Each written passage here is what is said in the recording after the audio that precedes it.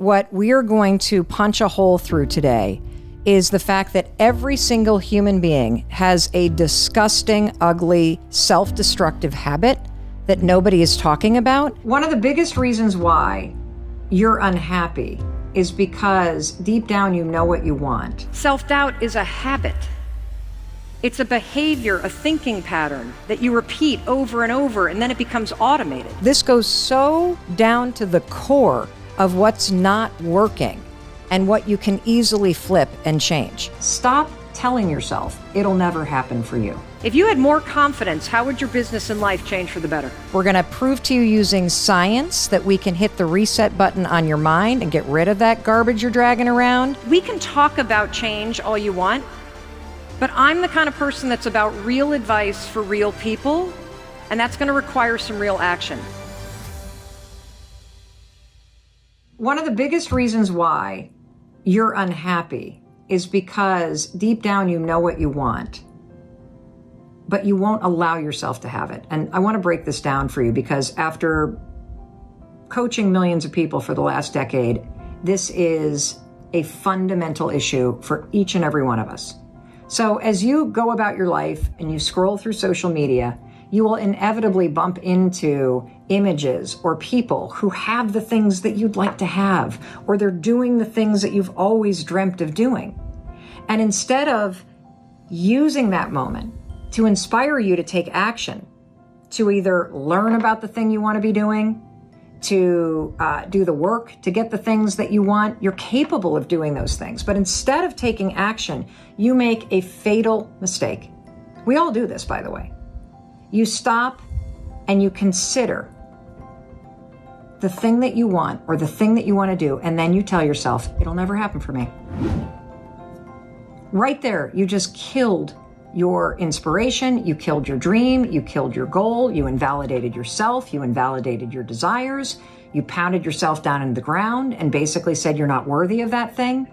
And in that second, you just gave up on yourself and on all the things that are actually meant for you in your life. And so what do I want you to do about it? Well, here's what I want you to do about it.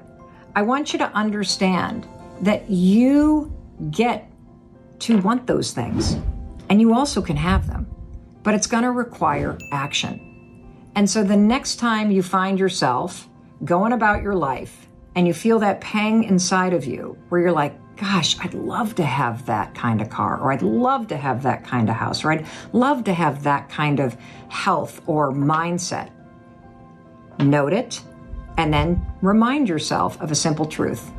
I can have that mindset. I can have that car. I can have that lifestyle.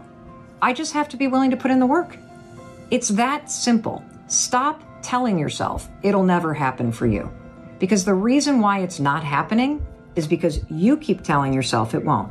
The second you tell yourself it absolutely can happen for me, I just got to do the work, you will flip into a mode of taking action, and that's when you'll get it done. The stuff we're going to have less of when we're done talking and you implement this is you're going to have less self-doubt. Oof. You're going to have less self-criticism. You're going to have less mental, emotional, physical, physiological baggage that you are dragging around. We are going to throw that crap in the trash, hit delete, and leave you feeling lighter. We're going to prove to you using science that we can hit the reset button on your mind and get rid of that garbage you're dragging around. And let's go. Like, I'm so, here we go. Heck yeah. Well, you know, when I saw the title of the book, it's the High Five Habit, by the way, holding it up here for the camera. I was like, oh, this is certainly a metaphor for something before I started diving into it. And I'm like, no, she's actually talking about like getting into a habit of high-fiving yourself. And you know, if you were to just tell me that, I would kind of be skeptical. But like you said, like there's science behind it that I can't wait to get into. We're going to dive into the book. On this minimal part, we're going to talk about self-doubt. On the maximal, we're going to dive deep into the book. Also, several ways to deal with self-hatred. Now, Mel, this is a listener-driven show, so I thought we would start with a question from one of our Patreon supporters. Frederico from Patreon has a question for us. How do I rebuild my relationship with myself when starting from ground zero? So Mel, this is a pretty broad, expansive question, and so I thought maybe we would talk about this, and then we would narrow down into specifically what we're talking about. So starting from ground zero might mean, hey, I had a traumatic event happen to me, or maybe my life is changing. Maybe I'm reaching a point in my life where I need to do something different. I'm learning that everything I've done to make me happy or fulfilled or satisfied isn't working. So for Federico, where do we even start? What do we talk about? You actually start the exact same place we all have to start. Every morning in the mirror. Every single morning in the mirror. You see, the most important relationship that you have in life is the one you have with yourself. It is the foundation of every relationship that you have. It's the foundation of how you experience life. And what we are going to punch a hole through today is the fact that every single human being has a disgusting, ugly, self-destructive habit that nobody is talking about that is part of your morning routine. Yeah. And here's the habit. Frederico and everybody on the planet currently stands in front of the mirror as they brush their teeth. Hopefully you're brushing your teeth and wiping that gunk out of your mouth, right? So we get rid of the dragon breath. But as you're doing that, you're doing one of two things. Every human being does this. You either beat the daylights out of yourself and you focus on all the stuff you need to fix, the things you hate, the parts of yourself you can't stand. And that's the good news, because the majority of people are doing the other thing. This is sad. The majority of people cannot even look at themselves in the mirror because they are disgusted or they are disappointed or they don't like how long they've let themselves go. And so every morning, part of your morning routine right now, and this goes so down to the core of what's not working and what you can easily flip and change. Because if you stand in front of the mirror and you can't even look at yourself, that is a habit of self-rejection that gets repeated every single day. So believe it or not, self-doubt is a habit. It's a behavior, a thinking pattern that you repeat over and over, and then it becomes automated. And when I can get you to understand that anxiety, worry, procrastination, self-doubt, they are all habits, then I can show you using science how you can break them. And then everything changes. And it all comes back to these 5-second decisions. If you had more confidence, how would your business and life change for the better? I'm going to tell you how mine had when I finally learned what confidence is and what it isn't. Number one, I know how to say no. How many of you have a hard time saying no? You have clients you can't stand. You have people that work for you that drain you. The ability to align your goals with values and actions. Fearless negotiator. Fearless. Greater self-control. By the way, let me stop there for a second because I believe that in today's world, this is the number one skill for you. Self-control. And we're going to give you tools today that are going to give it to you. You're going to make a lot more money and you're going to be a happier human being. Absolutely. And I'm going to show you how to do it. We can talk about change all you want, but I'm the kind of person that's about real advice for real people, and that's going to require some real action. So as I'm talking, I want you to notice what are the physical sensations, the feelings that come up in your body. When I ask you, how would your life change if you had more confidence, and you have an answer, do you feel yourself shrinking? Do you feel yourself talking yourself out of raising your hand? Because if I can get you to start to isolate that pattern and that habit simply in how you respond to whether or not you're going to answer this question, if I can break that right there so that you learn to try, I almost fell off. Oh good, there's a thing. You learn to try, thank you. I'm going to crowd surf right now. You got me? Okay. Then you can bring that anywhere.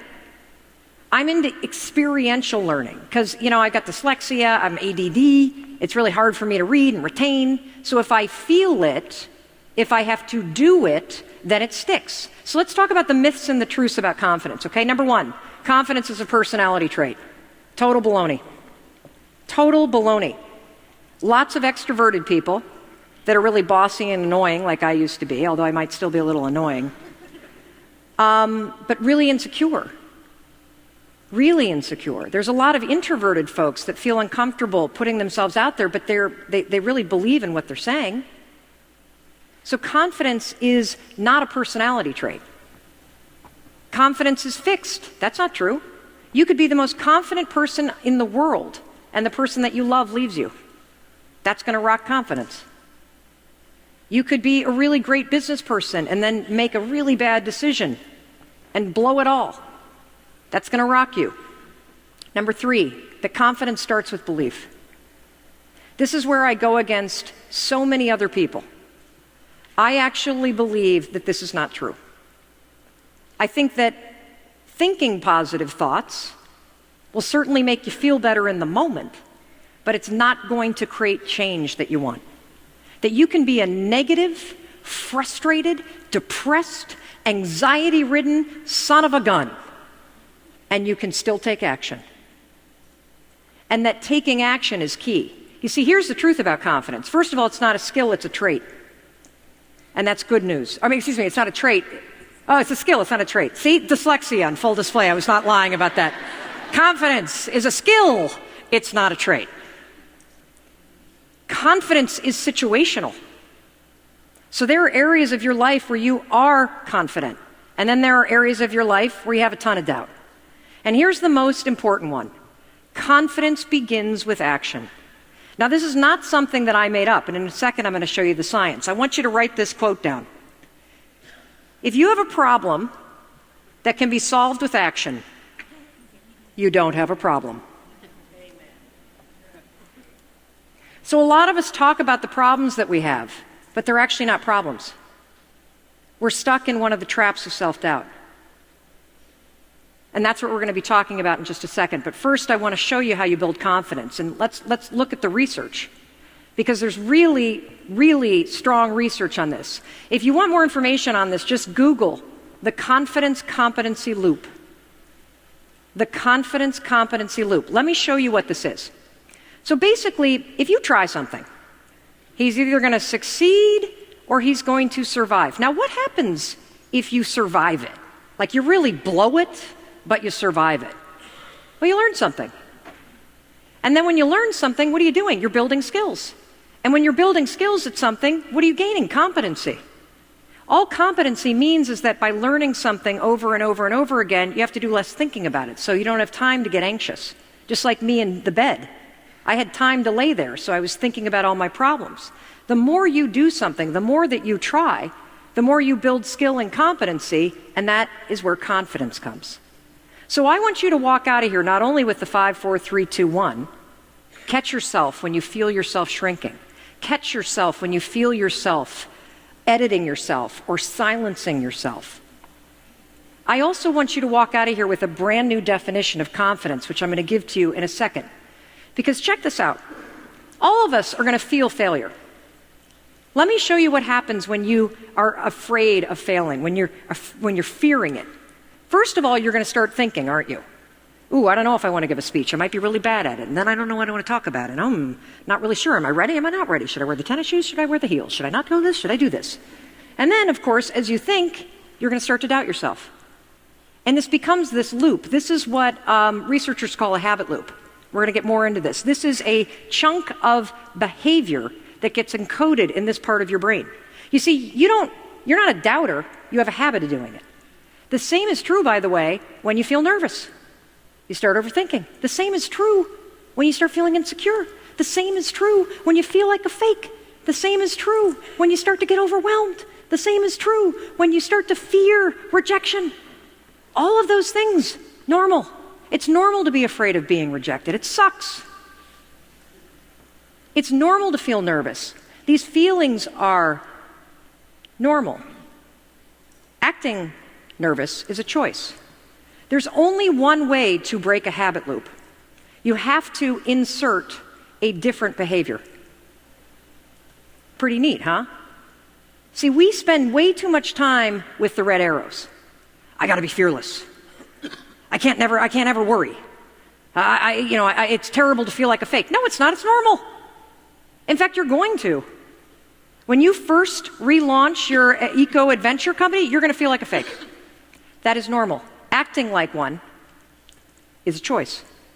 So the only way to break the habit of self-doubt and thinking is to take action. And what action are you going to take? 5, 4, 3, 2, 1. And that, if you do it over and over, puts a new habit in place. This is how you build confidence, one 5-second decision at a time. Let me show you a little bit more science. So right here is your brain. And the red part right there, that's the basal ganglia. That's where all your habit loops get encoded. Everything that you do that you don't think about. Worrying. Let me give you another example. When you put on your pants, do you put your right or your left leg in first? You're thinking about it, aren't you? You don't when you pull your jeans on. It's a pattern of behavior that is right here. Here's the other problem. This is also where worry is. This is where anxiety is. This is where depression is. This is where self-doubt is. It's all right here. This is where procrastination is. What happens when you go 5, 4, 3, 2, 1 is you activate the prefrontal cortex, which you know is the part of the brain that you need for strategic thinking, for acting with courage, for changing.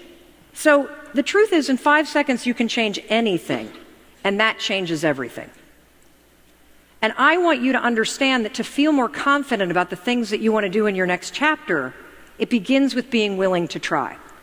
So if confidence is the decision to try, because I also like the idea of you not thinking that the big topics like confidence are about how you feel. I want to make them action-based, because you can't control how you feel at times, but you can always choose how you act.